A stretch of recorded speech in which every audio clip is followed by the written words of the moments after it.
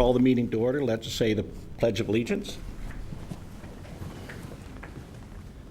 I pledge Allegiance to the flag of the United States of America and to the republic for which it stands, one nation, under God, indivisible, with liberty and justice for all.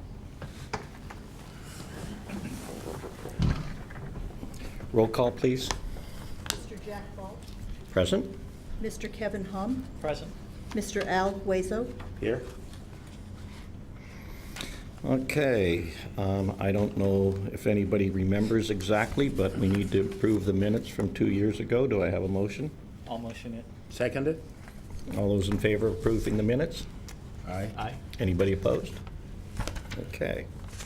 Do we have any oral communication? There are no oral or written communications at this time. Okay. Mr. Fan.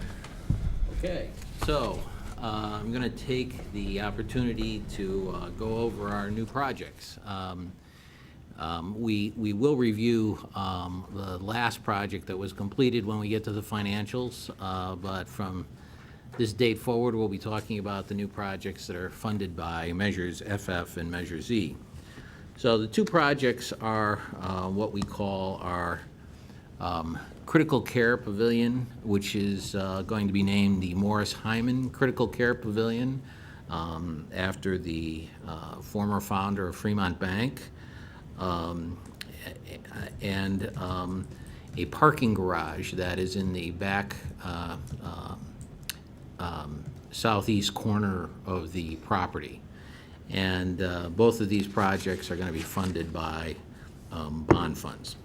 So I thought I would first just sort of introduce to you the locations. So the parking garage is back here, and it's laid up right next to the central plant. And the parking garage is a 7-story structure. It will have 658 parking spaces in it, more or less. By the time we're done with handicaps and everything like that, that may be a little bit changed, but that's going into it. Our plan calls for 658 spots. And on the 7th floor, it has a helipad. And that's where the helicopters will come into the property as soon as we get the garage done, and we will move from the helipad that's located in the back of the property. So this is the location. You may notice in looking at this location that it goes over our property line. And this is one of the things that we have been working on for the last 2 years, is a relationship with BART. BART owns the property on the other side of our fence line, and we entered into negotiations with them to extend our property, or to purchase or acquire their property, so that we could get a rectangular parking garage on the space. So actually, when we started this and we're laying out the design of the garage, it was sort of hexagonal, following the parameters of our property line, and we decided, well, you know, let's at least reach out to BART. Perhaps there's something that we can work out with them. And it turns out that they were interested in putting a BART police station on the property. So what we were able to work out is a swap where they provided us enough property for us to square off our garage, and then we would be building for them and leasing to them on a long-term lease, under very favorable terms, a rather small building on the corner of our property that will be laid up right next to the garage. So I'll show you that in a minute, but that's what's been worked out. We have gotten all the paperwork completed, and we have been given that property, and we're ready to build on there now. The only other things you see on here are, this is sort of our construction village, where all the contractors and the construction management team is. And then you get a feel here for the footprint for the Hyman Critical Care Pavilion. It's not showing on here, obviously, but you get a feel for how it lays out. Yes, Kevin? Is the property from Bart, is that now ownership has been transferred? Or is that also just a lease exchange with No, Bart? the ownership was transferred. Got So it. we own that property, and all the claims and deeds have been completed. That's right. And the easements around it, to get emergency vehicles around it too. Yes. So there's vehicles, there's fire easements and things like that we had to provide as well. Al? My understanding is that, or maybe not, that Bart will have some spaces there in the garage also. There's, they actually requested, I think we ended up with one space in the garage that's to be provided for their vehicles. And what about security arrangements for Bart Police? Garages are usually places that lend themselves to criminal activity. Right. We, there is no arrangement where they're going to be patrolling our garage. Our hope is that the presence of BART police there will be an enhancement to security, but security on our property will be our own responsibility. Okay, thank you. Any other questions about the relationship there? Okay. Okay, so this is, we have a couple of renderings of what the garage is gonna look like. This is the garage. The garage has been permitted by the city of Fremont. This is not an OSHPD project. You can see here, it's lined up and aligned with the new central plant. The design, in our discussions with the city of Fremont and in getting permitted, there were several things that they were interested in. This ends up becoming the sort of the entryway into the city of Fremont for people that are driving or arriving via BART. And so they were interested in sort of making more interesting what they viewed as a seven-story concrete monolith building, facing the BART Plaza and facing people as they come off. So on the BART side, there's a few enhancements that we made. First of all, they wanted sort of the building to have some interest in terms of color. So we basically matched the colors to the colors in the hospital building. So it'll be this beige and sort of off-white to match the rest of the campus. They asked that we put sort of metal panels across their side facing BART at one section to sort of break up the concrete. And they also wanted at one section cable rails. So it's so when you look at it, you're not looking at solid concrete, you're looking at a concrete building with a section of rails, wire rails, and a section of colored metal panels, and that was done to respond to them. They also, the size and the type of signage, we also had to have approved through them. So we put the hospital logo and name is on the garage, and that's basically what changed as we went through from our original design as we went through the city. I'll give you a few more viewpoints. This is basically looking at the garage from the critical care pavilion, and that's what will be seen from the hospital campus. And you can see the entry to the garage on the far left-hand side. And this gives you a shot of the garage from BART Way. Okay? So the changes, we don't have a rendering of the changes, but the changes are on the other side facing BART. So from the hospital side, it has the same look of a garage. On the BART side, it has a little bit different look. Okay? The helipad is closest to BART. The helipad Station. is actually closest to the central plant. Hence the connection to the emergency room. Yes. Yes. Okay. So probably the best one to look at for that yeah, is here. So you can see central plant here, helipad in this corner, and then this is the elevator down, and it will be across here over to the emergency department. Looking at it then on the very top Yes. terrace, on the right-hand side of it, is that just gonna be open parking? That is correct. Will you have some solar electric vehicle parking there?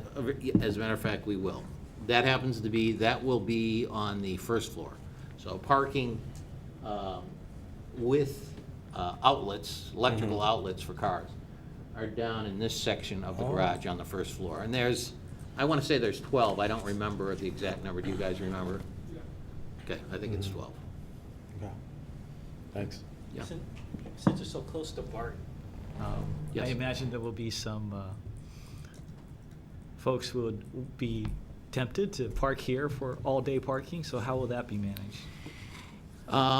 You know, that's actually something that that entered into our negotiations, is that they were interested in that. At this point in time, we said that we were going to just keep it for our staff, volunteers, physicians mostly. It could be open to the public in the future. Right now, the public basically will be parking in front, and so I think it'll free up some parking there. Right now, we don't have any plans of leasing or renting spaces to BART, and we're going to keep people out. Basically, the back part of the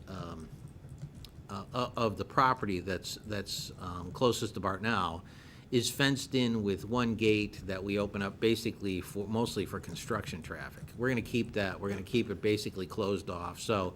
Our plan is to have gate access on other areas of the hospital, so around the hospital, so it will make it impossible to get back to the garage without a pass, and that's the plan. You know, if there was some time in the future we wanted to consider, you know, providing parking to BART for some reason, the way it's laid out and access to the property, we could do something like that. But that is not, you know, going into it, that's not our plan. So on a daily basis, do you have an estimate as to how many parking spaces are used right now by staff, volunteers, and everyone like that? Yes, well, our staff is anxiously awaiting the building of this thing, because we have had a period of time. Maybe I could go back to an earlier slide. Yeah, so we've had a period of time where we have been taking more and more parking away from the staff. So at one point, all this area here was all staff parking. We obviously took parking away here, and we took parking away from both the 1900 building and Washington Hospital when we built those two buildings, and it was all sort of forced back here. There's about 160 spaces there. So just if we don't do anything out of the 580, 160 spaces, you know, we need, and that's filled every day. But we also have another 320 spaces over on the Washington West side just for staff. And I think the plan would be, as this becomes available, to be pushing more staff parking into the garage and freeing up more parking out in front of the 2500 building, which has now many days, it's totally booked. And we are moving more and more physician offices here, so there's going to be more and more ambulatory traffic to 2500. We're going to need to free up space out here. So that's the idea. The other thing I should tell you is our plan right now is this project is supposed to take 13 months. And we're going to need, as we ramp up the critical care building, which is slated to go for 40 months, it just so happens that at the 13-month point is the point where we're going to start to have the most contractors on premises, upwards of 300 or 400. So we actually are going to need parking for them as well, and that's our plan. So our plan is first to have it for staff and contractors. Once the critical care building is done, 3.5, 4 years out, to move more staff parking over here, and that's the plan. So, I mean, if we were to use, I think when I last counted, we had something like 500, close to 500 parking spaces just for employees around our campus, and that would be the plan. And that's not counting physicians. That's not counting, you know, if we open it up for visitors as well. Sure. So that would take pressure off a lot of the parking Yeah. that we have out front, and this gets extremely congested. And we try to keep employees out of there, but we're not always successful, so. You know, but we have vendors, we have other representatives, so our intention would be to move everybody into the parking garage as that's done. Okay, any further questions on the garage? Let me move on to the critical care pavilion. So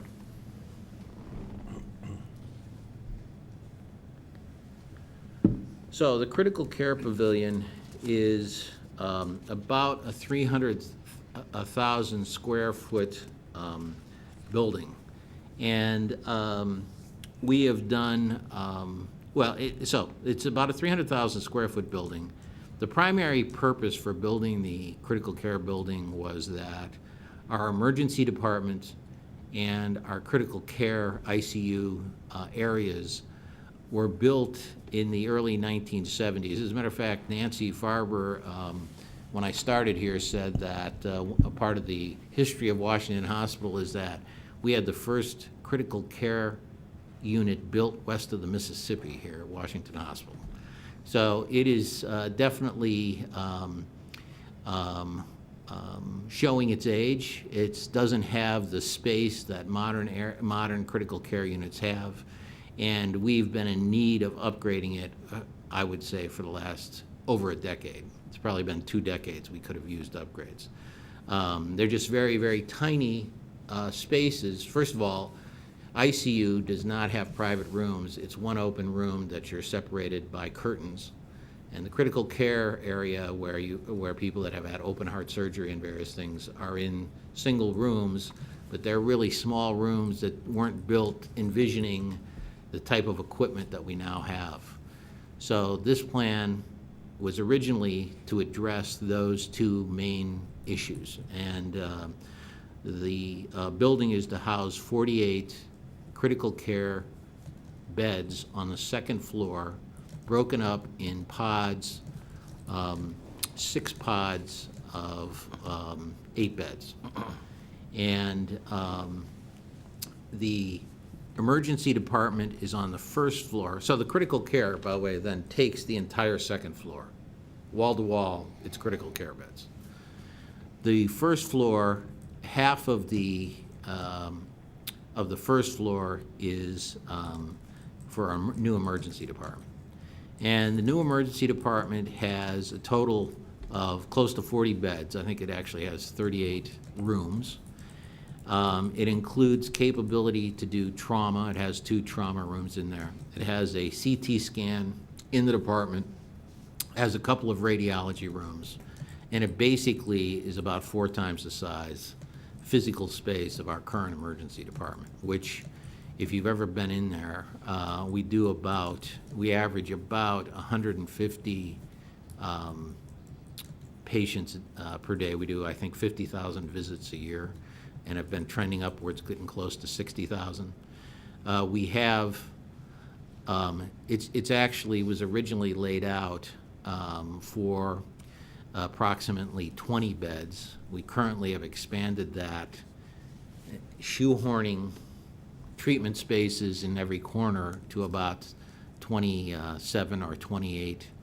They're not all beds. Some of them are chairs. Some of them, we have taken every corner we can and put space for patient treatment. And so this is to expand that, basically to take on the demand. The emergency department here has always been and continues to be the 2nd busiest in Alameda County, behind Alameda County Hospital or Highland.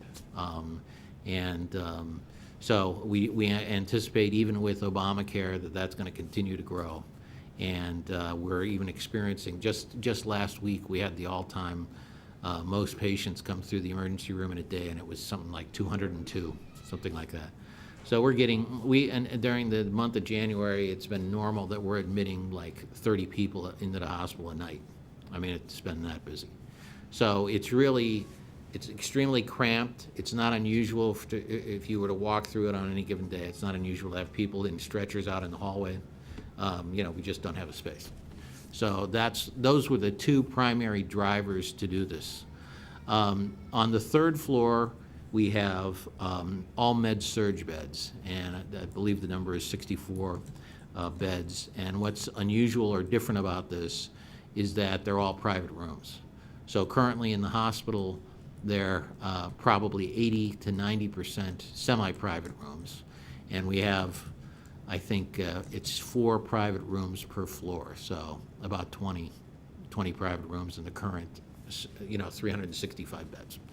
So the idea is to make the rooms private, that everybody would get a private room, and then come back to the 6-story building and make as many as possible, perhaps as many as 64 that we're taking the beds out, private rooms in the tower.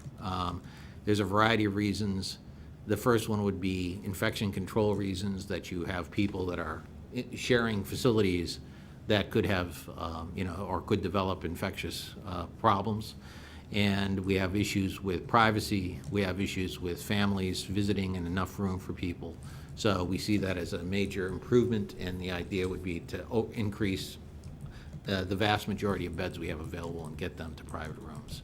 So those are the main drivers of this building. There is slated a fair amount of shell space that's also in the building. We've spent a fair amount of time in the last 2 years going back and value engineering this building. So we had a lot of things in here originally that we have gone back because of budget issues and going out to bid to take some costs out. So there was originally in this building a roof garden, which we've taken off. That's gone altogether.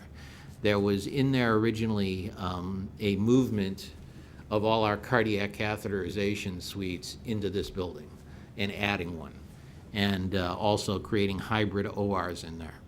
And we just completed last summer an upgrade of our existing cath labs. They were, again, very, very tight and confined, and we decided, since that work has been done, that we'll keep those, and use them for their depreciable life before we look to expand it all. Our original plan was to move that capacity and that equipment into the new building.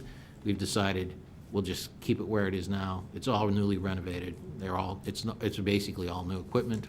We'll keep that and run their useful life there, and we'll shell in the first floor where that is.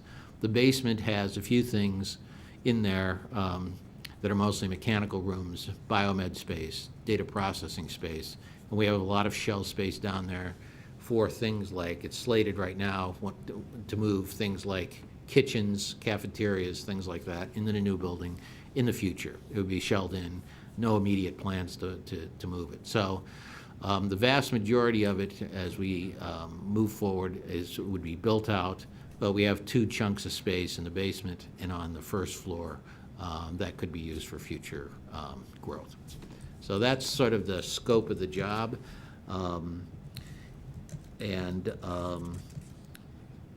If you see any nuances between pictures, in other words, we opened up with one picture that would show a roof garden, and we're going to show you various others, but we have changed things over time, basically to take costs out of the project, to get it within budget and within what our bonds are. Okay, and we'll go through actually our cash flow and our use of the bonds at the end of the program, so you can see where we are. I'll just take you through a few things.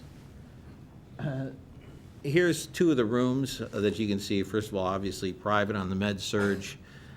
Critical care, again, larger rooms. They actually could do procedures in the rooms if it was required when somebody was in there.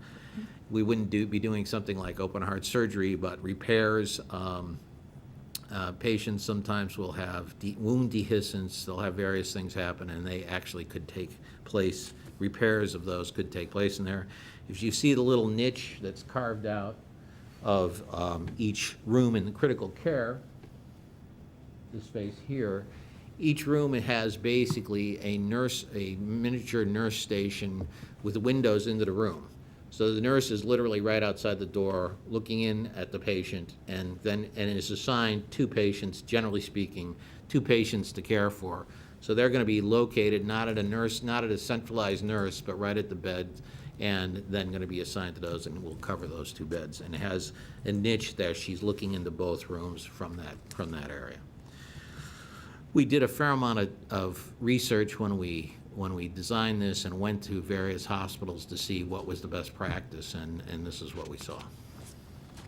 This gives you another shot of sort of the size and the use of windows and light in these critical care spaces. And there are some porches where we will have planting trees, things like that on the outside for the critical care unit. The other floors are more pushed out to the exterior.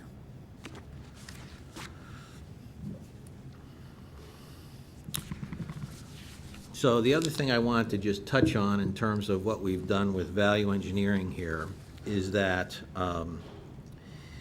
there were in the original drawings connecting corridors on the first floor and on the basement level to this building, and they aren't shown on this rendition, but we have kept the corridor on the basement level, and then our plan is to, presuming things go well and we get everything done within budget, to make a connecting corridor on the first floor. Right now, as it's been bid, it's open walkway to the outdoors between the old building and the new building on the first floor. We have some designs and ideas to get that covered, but right now that's the way it's been bid. What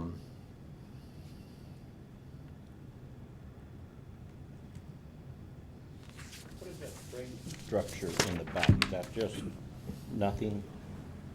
This, Yes. yes, that was in the master plan. This was a replacement of the six-story building.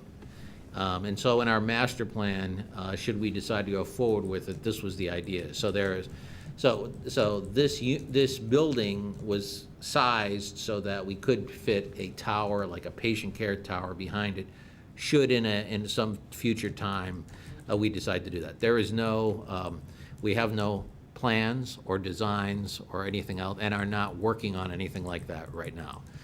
Right now, we're looking at this as being actually the end of most of our master plan work for the last 10 years. And that is there because, I think we've discussed this in the past, the whole reason we started this, besides our need, which has been significant for a while, is that we have this SB 1953 legislation for seismic upgrade. And the main campus of the hospital, we had to evaluate the whole campus for seismic safety. And the main campus tested out so that it was deemed to be seismically safe or up to a certain level of state requirement, so that we could make it through all of the deadlines that have passed. You've seen a lot of construction going on in the Bay Area for hospitals. We've seen Kaiser down in San Leandro that's been built. There's a Kaiser in Oakland that's been built. Summit has just put a new tower in. I know that Alta Bates is going to be starting work. If you look across the bay, Mills Peninsula Hospital has been totally replaced. Eden Hospital in Castro Valley has been totally replaced. The timing on that and all that activity is not circumstantial. It's because they were not compliant and needed to replace their facilities by various deadlines. The first deadlines were in 2013 through, I think, 2018, where the most you could get an extension on. So all those hospitals have been built because they were not compliant and they needed to be fixed by that period of time. Fortunately for us, ours were deemed to be compliant with a certain level of building standard that the hospital would withstand a major earthquake and be life-safe. They want all hospitals by 2030 to not only be strong enough to withstand the quake, but then to function afterwards and have everything intact and working. So that's Jack, that's why the rendition is there, is that by 2030, we have to make the tower seismically compliant with more up-to-date codes. And so this is a potential location for that. But as I said, you know, this legislation went into effect in 1996, and you can see it's taken basically 15 to 20 years for a lot of hospitals to meet the compliance for those deadlines. While 2030 seems a long way away, given what we've seen so far and how long it takes to plan things, it really isn't that far away. So it is something that we're going to have to, you know, we're going to have to evolve a plan to be ready for that, and probably be under construction by, at the latest, you know, I would say 2024, something like that, if we're going to get, you know, the entire campus compliant. But this effort, one thing I didn't cover on the critical care building that I should is this is a base isolated building, which means that the entire building is on I think the 74 roller bearings, 72.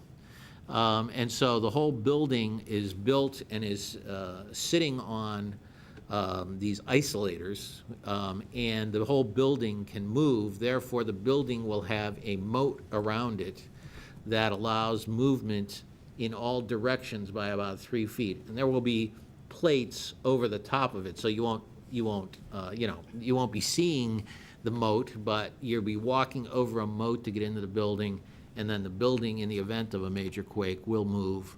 And you know, I try to, I know this is visually not a great rendition, but I try to tell people that, you know, under normal circumstances, and the buildings that we just completed, the central plant and the CJR, in the event of a quake, the buildings will sway, and the buildings are braced to take that action. And in this case, the whole building moves with the movement. So you don't get this sort of whipping action, the whole building moves. And, you know, perhaps I actually do have a good video from Japan in a base isolated building that was filmed during a tsunami, the quake that caused the tsunami. And I'll bring that to a future meeting so you can see it. So you get, there definitely, you know, when you're moving 3 feet, they feel it in the building, but you don't get the forces that are throwing things, you know, off shelves, moving equipment, you know, across floors or things like that. You get something that feels more like a jiggling sensation than you do this kind of strong earthquake forces. So, and the whole thinking behind that is this is the, you know, the state of the art in terms of seismic structures, and that the whole intention is for us to go through a major quake. Everybody knows we're located close to the Hayward Fault. That will take the forces, and that we will be moving forward with as little disruption as possible. Also, why we put all the things that we did in the central plant, including all the extra emergency power, so that in the event of a major quake, when you really need the hospital the most, because of potential damage and injury out in the community, you know, that this place will be functioning. That'll be what we call, if worse comes to worse, we'll be in sort of island mode. We'll have all utilities, water, electricity here and functioning in a standalone mode while we're in you know, a difficult situation. So that's the idea behind the structure and the work that's in this building, and causes some of the expense. Okay. Any questions on the project, buildings, anything like that I haven't covered?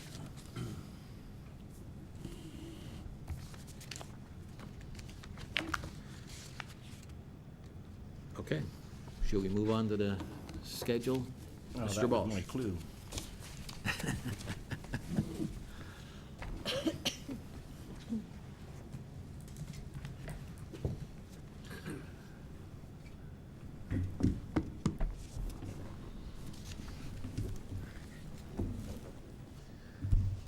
I'd say good afternoon, but it's more like good evening. So, we'll start out with the parking structure.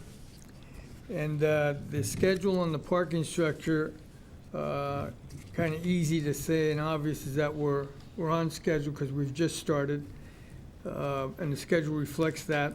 We're currently on site, starting the foundation work. We've actually started that, as well as the on-site utilities. The next major thing to take place once we get that and the slab on grade is our elevated structure will be starting in early May, which is all the slabs and the ramping up of those slabs, all 7 floors, with the primary substantial completion. We're looking at December of this year, and as Ed said earlier, it's basically a 13-month project. We're on schedule to meet that. The contractor feels very confident, and we feel in support of that. And the big push is to get it completed as soon as possible to ease the serious parking situation that the construction's causing itself. So we're on track to meet those dates, and we're on the budget as well. The spending plan, which is a graph that's in your packet on the garage, is we have about 5 months where we're peaking out at roughly $2 million a month. This is an $18 million construction project, and we feel confident that we're going to maintain that. So our cash flow spending plan is basically as you see it on your graph there, and it's peaking out, as I say, in the May time frame for about 5 months. Sure. The left side shows us the amount of money spent each month, and the right side shows us the total project cost on the red line. Yeah, the accumulation, yes. Okay. So it looks like the red line is hitting around 23 million, and yet the total project is 20. The construction's 18. This also takes into consideration all the other fees, architectural, construction management, all the other costs that are associated with the garage itself, which is about a $23 million total project. Okay. On the next slide. The phase 2, which is everybody's primary interest, that also has started. We have commenced with the underground site utilities, primarily the fire line service is our first early activity. That needs to get into place and be completed so that the crane that's going to erect the steel runs right over that area. So we need to get that in place before any other work can start, and that's underway currently and on schedule. We will be starting our shoring in early March with the structural steel tentatively scheduled at this point to start in early September. And the finishers are starting all the interior work actually starting in December of this year. It's aggressive, but we feel comfortable with the schedule, along with the contractor and their subcontractors. But it is aggressive with realizing you're actually going to be starting studs and drywall in December of this year.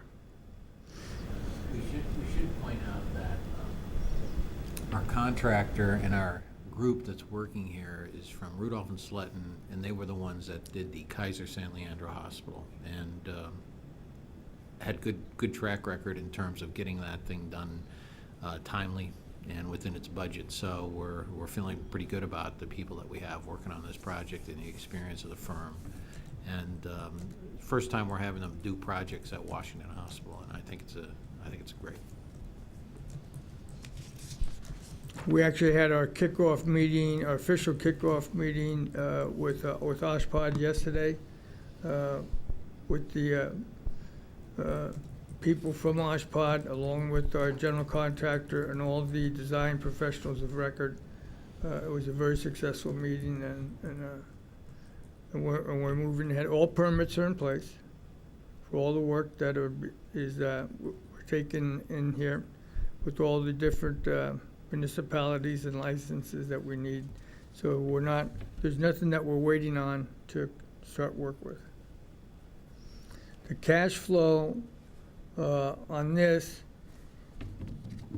has a kind of averaging out between $8 and $10 million, roughly between November of this year and November of 2017. So we have a 2-year period here, 24 months, where we're having an average billing cycle of between $8 and $10 million per month. So there's some peaks, a little bit of peaks, but not very much, because again, the majority of the equipment that would mainly drive a peak, that's already been taken in the central plant that we just finished. So we don't have any of those large things. Just the steel erection would just be the first one, and that's incorporated into the current spending plan as you see it. We also expect to be substantially complete in December of 2017, with total occupancy in May and June of 2018. So to be clear, one thing I guess we should say is that this project is currently being bid. We've bid it in sections with things that were going early, like shoring, bid first. And we'll have, right now we have bids for about 80% of the work to be done, and all the bidding will be completed in February.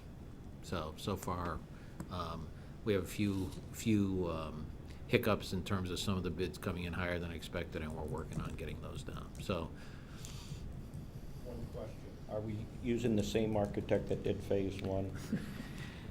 well, it's funny you should ask that question. That architect did do the design of the Hyman Pavilion. We terminated our relationship with that architect about 18 months ago. And to make a long story short, it was basically, we were concerned about their fees, and they gave us fees for the construction administration portion of it, and we had a disagreement on what that was worth. So we changed them to a firm called Radcliffe, which is out of Emeryville Local Group. They've done, the last hospital that they've done is John Muir and the improvements there. So they have a good track record with healthcare facilities and Oshpod jobs. And they've been on the job for about 18 months, isn't it? Have I got the... And Ray can elaborate a lot better on this. He was in charge of the solicitation. We actually solicited a number of firms and brought it down to a short list of 3 or 4, Ray? Yeah, we did pre-finalists. Yeah. So it wasn't that we went out and negotiated with one firm. It was a due diligence process, and Radcliffe was the best value, but not by a lot, but a very comfortable margin. And part of that was we've got the same team that was on John Muir, both in the office and on site. So that was very attractive for a lot of us, and having a good experienced team like that, along with the benefit of having Rudolph and Slutton, the same IOR team, same testing labs.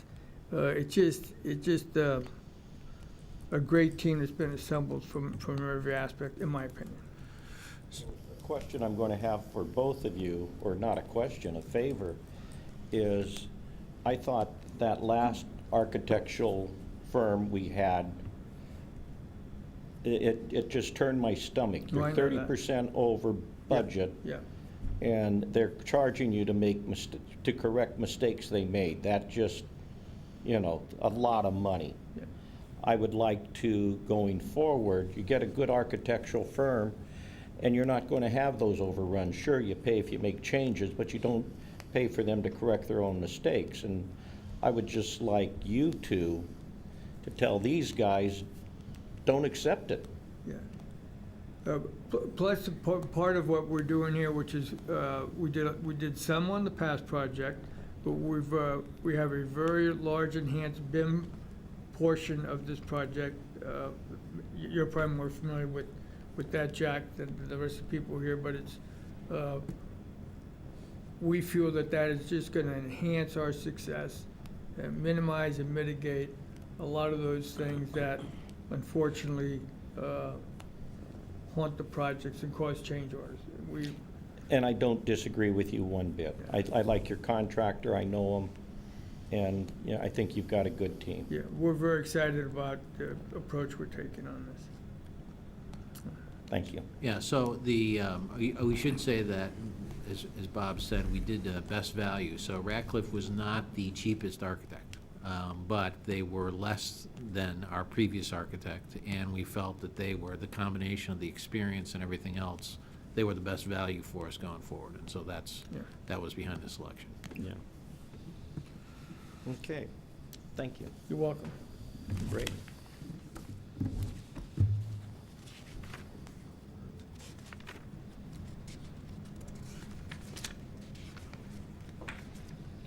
Well, as everyone knows, my job is usually the wrap-up and the summarization of what's been presented, and sometimes it gets a bit confusing to see all the charts and graphs and schedules and data and so forth, and what I try to do is make some sense out of it and draw some conclusions about what it all means. And what I try to do, use to do that, is what I call a dashboard, something like we look at our automobile dashboard, or anybody that flies an airplane would look at the more complicated dashboard of the plane, and basically show some of the key systems and how they're performing and whether things are on track. And if they're not on track, give us an early warning that there may be a trend developing that we need to be aware of. And so that's basically, everyone's seen this dashboard before, and I'll be showing it every quarter and commenting on any factors that seem to be going to the good or to the bad. Now, both of our projects here, this is the garage we'll look at first, and then next at the Hyman Pavilion. Both of these projects are now just starting construction, so we're not going to see a lot of progress. But some of the things that we have looked at and will look at is over on the left, we're looking at the schedule, and then the key thing that I look for is the relationship between the percent time completion and the percent earnings on the job. These are both right now presently almost at zero. We do have some minimum completion of the job, very little. And then one of the key factors that we'll be tracking down on the lower left is the float on the schedule.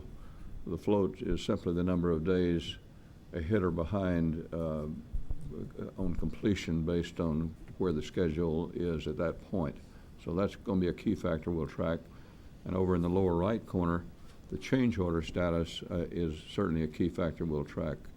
In particular, the change orders to date relative to the earnings to date. So that's a key factor we'll want to look at. And I'll try as we go through the projects, if I see one that's going one way or the other, I'll note why I think it's going that way and what could be the long-range implications. So there's nothing on this particular month to highlight or talk about. As we said, the garage is just getting underway, and it should be completed at the end of this year. And as Ed was pointing out, one of the main points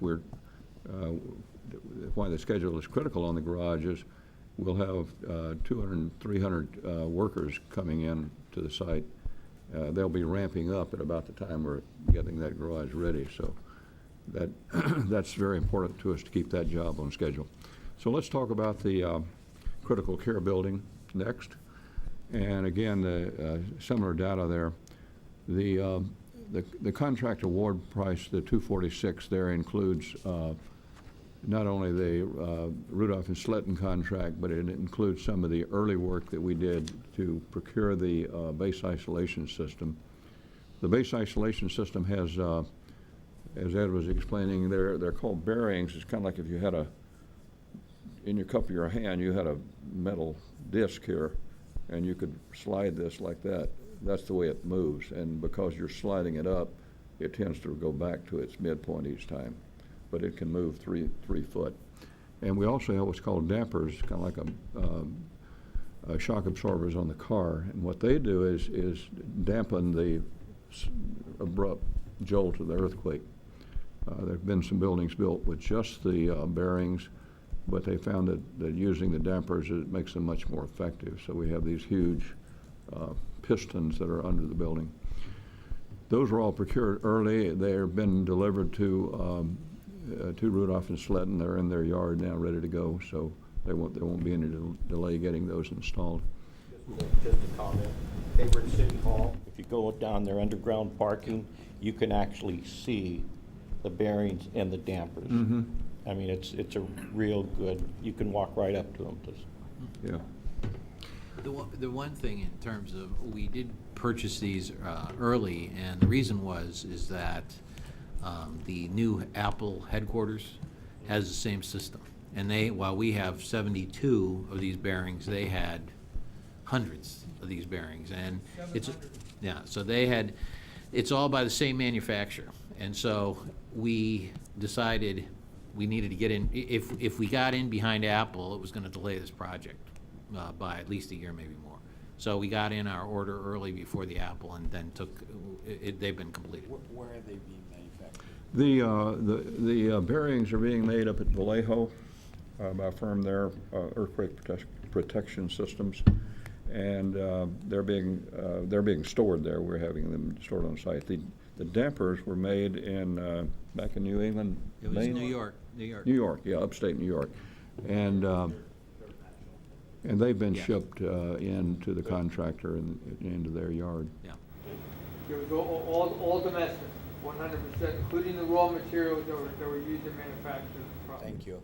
100%. Thank you. Yeah. I wanted to comment on one thing that sort of a trend again that we track with this method and more detailed data. Ed mentioned the number one, the value engineering process, and two, the procurement. Back when we first got the contractor's estimate on the job, it showed being over about $20 million. That's on a construction cost of the $240 million, $246. And so what we did was begin a value engineering process, and we began to identify things that could be changed to reduce the cost, and not so much things that could be taken out, although we did look at some things that we could take out, like the roof garden, but we were mainly thinking of doing things in a more cost-effective way. And we went through 3 rounds of value engineering, and we believe we took out somewhere in the range of $15 million through that process. And we're now into the procurement stage of the job. We bid 17 contracts.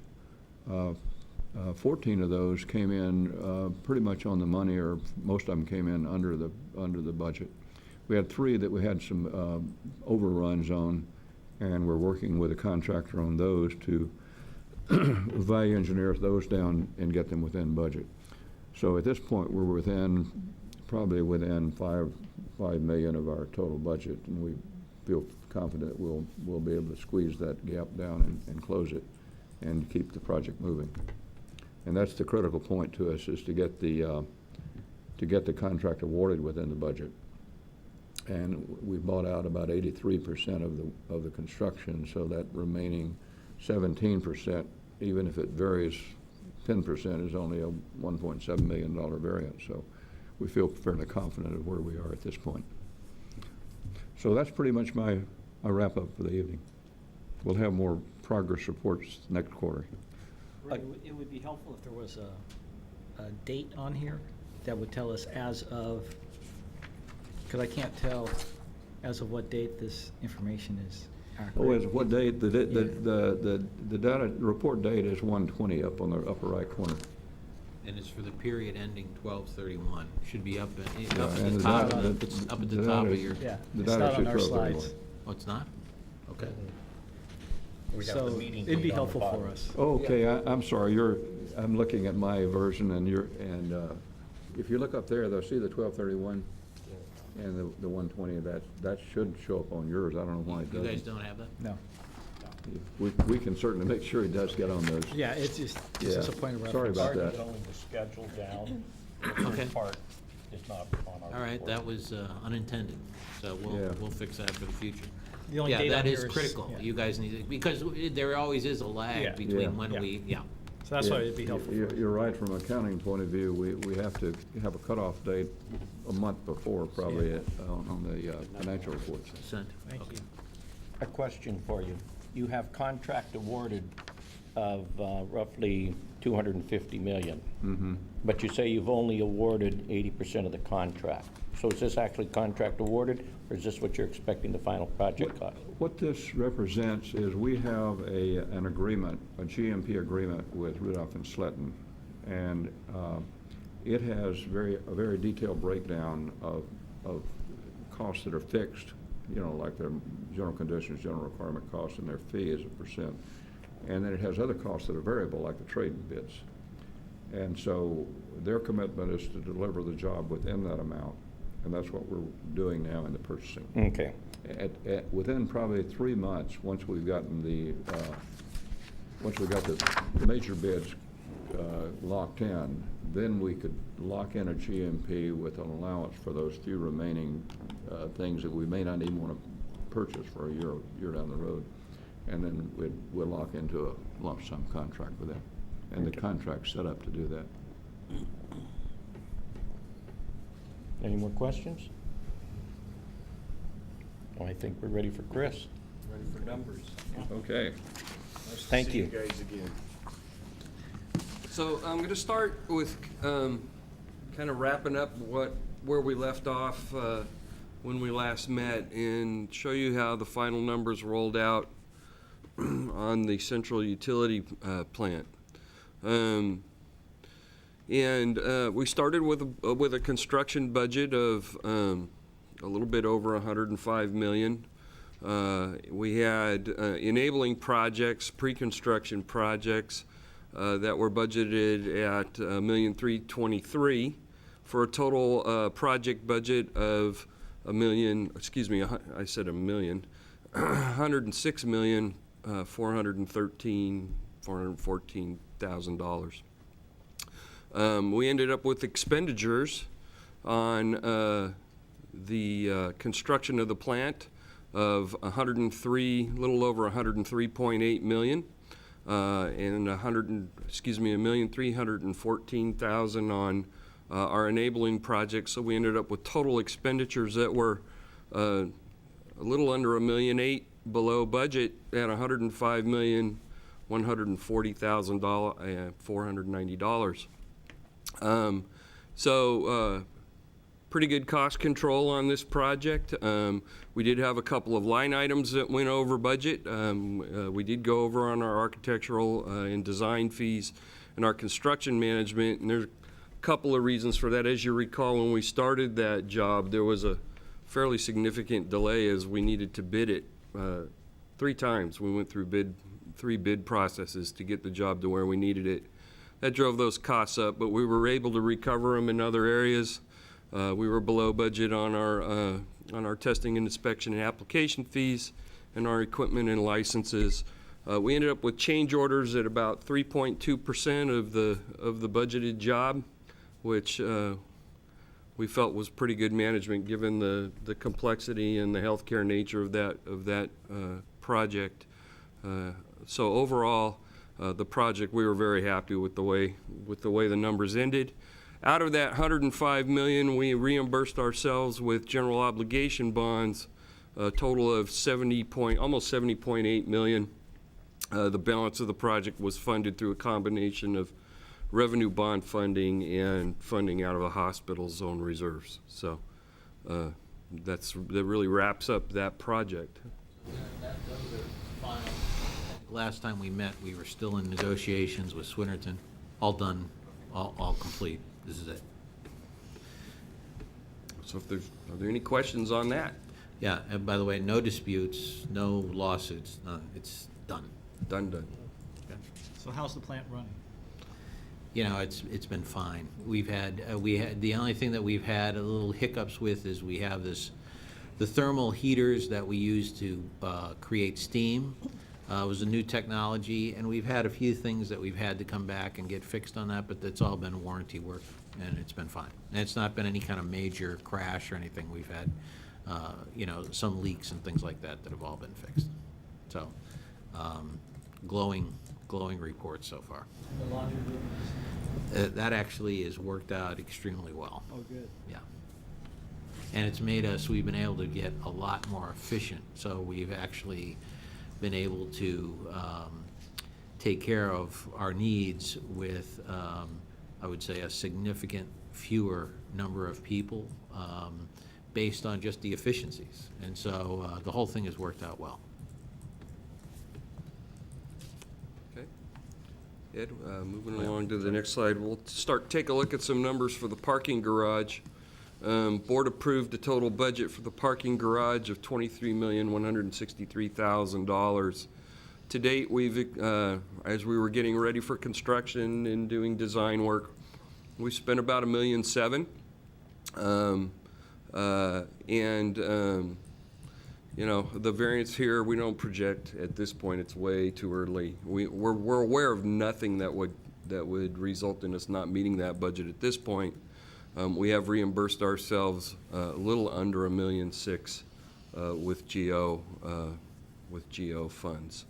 Not a lot of activity here, but there is equipment moving dirt around back there, and we'll start to see a lot of activity when we next meet, I'm sure. The only thing I would want to point out is that this budget does not include the BART office. This is just the garage, and we have money that in the board-approved budget for the building, but we haven't done any bidding on it or anything like that. Yep. Okay. Moving on to the next slide, Ed. Oh, sorry. Not a lot to talk about here. Again, this is just kind of a roll forward in our estimate to completion. As I said, it's too early, and we're not aware of anything that would cause us to vary from our budget at this point. So, as those things develop, we'll be sure and report them to you. Let's move on to the Morris Hyman Critical Care Pavilion.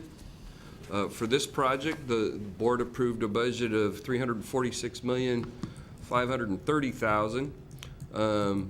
Expenditures to date, including design and pre-construction activities, of about $34.5 million. We have reimbursed ourselves about $31 million of that with the GO bonds. And again, at this point, way too soon to project any budget variances. We are not aware of anything on this job at this point that would cause us to go over budget. So, Ed, we can just probably skip the next slide. Again, that's the summary we'll be looking at as we did before. So a quick rundown on the funding. And this includes all the general obligation bonds that this group has overseen, including both the Measure FF approval that the voters gave us back in '03, I believe it was, and the '04 measures, or excuse me, 2012 Measure Z election. Voters have approved a total of $230,500,000 for us. We have earned interest on that money from the beginning of about $6 million. We spent during phase one, we reimbursed ourselves $70,768,000 on the that was on the central utilities plant. And again, that number is fixed. It's done. We won't be reimbursing any more from that.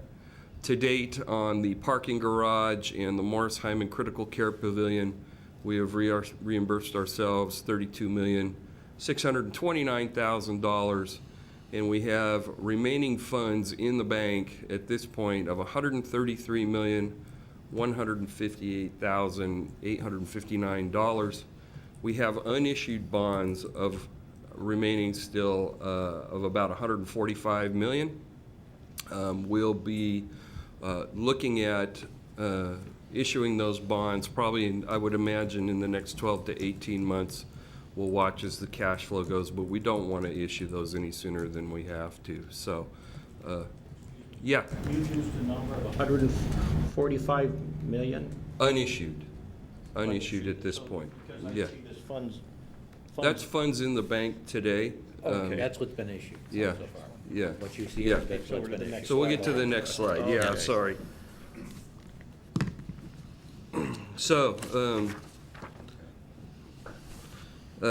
again, we've issued, as of 11/30/2014, 230 million. Total bond, probably, I misspoke on the last slide. Total approval from the voters is $376 million. Of that, we've issued 230,500. So, and as you see here, 145.5 unissued, getting us to that total of 376. Again, as I mentioned, about $6 million has been earned on those bonds. We have revenue bonds remaining still, revenue bond funds that we held over for this project of about $2 million. We currently have funding that we expect to get from Washington's foundation. They did a capital campaign and have pledges of $4.6 million. We also have some about $2.7 million of money that has been sitting on the books for a very long time. This was the result of a bond issue that was done, I believe, in 1984. It was done with the Joint Powers Authority, and when those bonds were expended and the projects were done and the Joint Authority wrapped up, the remaining funds were set aside for the use of building a new emergency room, and that money has been sitting on our balance sheet for a long time.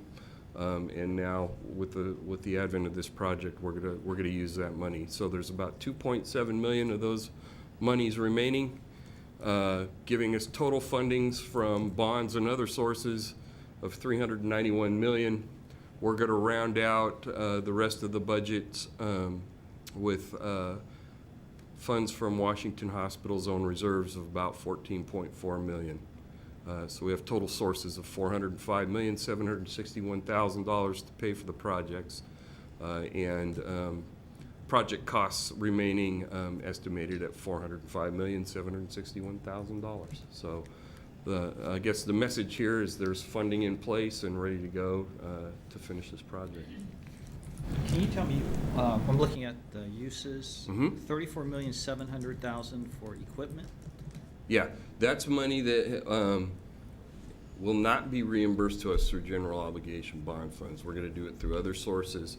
We're gonna use the foundation money and the money that was left over from the old projects, as well as money from our own operations to fund that. The rules around the tax exempt purpose of these bonds that we issued do not allow us to spend money on movable equipment. It's bricks and mortar and fixed equipment on the buildings that we spend the general obligation bond money on. So it's everything from CT scanners to X-ray equipment to beds to Telephones. chairs to overbed tables. Yeah. All that stuff that equips the building we can't use the GO bonds for. Yeah. And so basically between the $14 million shortfall and the 34, you're looking at 49 million that the hospital basically has to come up Yeah. with to pay for this. And that money is in place. It's there and available, so there won't be an issue. So these are the last two projects for any voter-approved bond Yes. measures? Yes. This is it, Yes. This is it. Yep. and hence the life of this committee is, I suspect. That's correct. We get fired in 2018 if we're lucky. If we're lucky. That's the hope, right? We want to be done on time. Okay. I remember the last budgets, construction budgets had a contingency in it. I'm assuming these budgets do too? Yeah, They do. there is, if you look back, there is, a $10 million contingency fund built into, just for general contingency in the construction of the critical care pavilion, and I believe about another 900,000 for the parking garage, almost $1 million for the parking garage. So both contingencies are not overly generous. No, very, very light. They're very tight, just like the last time, by the way. And last time it was 5%, Yep, for the garage. yep.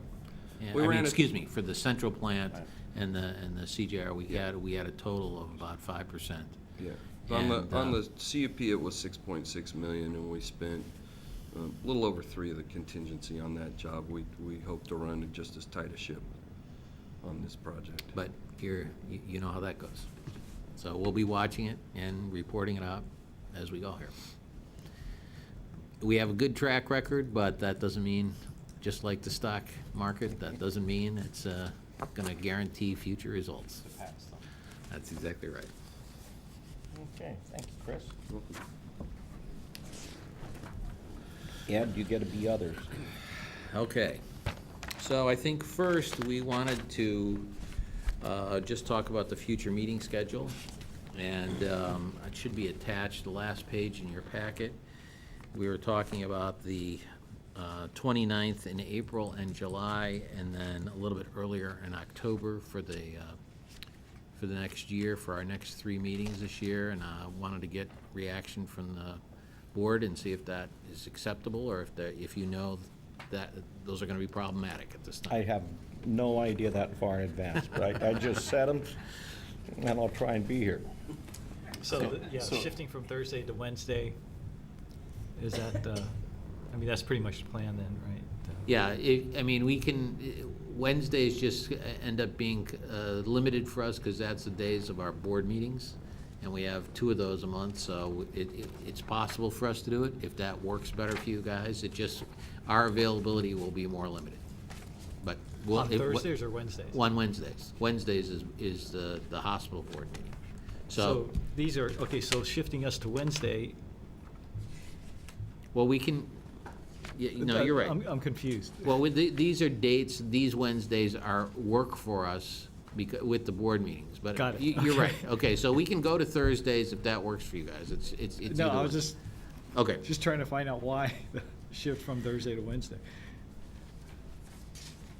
we can do it either way. The only date that doesn't work for me is July. Okay. And gone. July in total, as I presume? Yes, Yeah, okay, July and August. July and August, okay. By then, I would assume we're gonna have additional Yes, members in this Yes. committee? yes. So, okay. So let me get it straight. Would you rather meet on Thursdays? No, it was just, Okay, you know, okay. we've been meeting on Thursdays, and now it's shifted to Wednesdays, so I was just curious as to why. No, It's There's it's no totally compelling fine. reason. It's Okay. totally fine. Doesn't fall in bingo night, does it? Well, you have been better at not changing the dates at the last moment. Thank you. we've tried. It doesn't bother me a bit. Not that it would make any difference to me. You know, right now, these dates, like Jack's saying, I mean, they look fine. Okay, okay. In part of my package, I did not get the dates. Yeah, it's in here. Oh, in this package, not the package you sent me. No, that is correct. There seems to be a, Okay. it's, The other thing I wanted to bring up is that our groundbreaking event for the Hyman Pavilion is February 24th. You will all be receiving an invite. Just wanted you to be aware of it as early as possible. I would guess you'll be getting an invite in the next 10 days. then, could you have Dee email us the dates? So, The dates for the meetings? yeah, Okay. on Wednesdays. I see why I was confusing in my statement. Sorry about that. Yeah. That would No really be problem. helpful. And even a text or an email day before. that's, it doesn't have to be a call, just a text or an email, that suffice. Okay.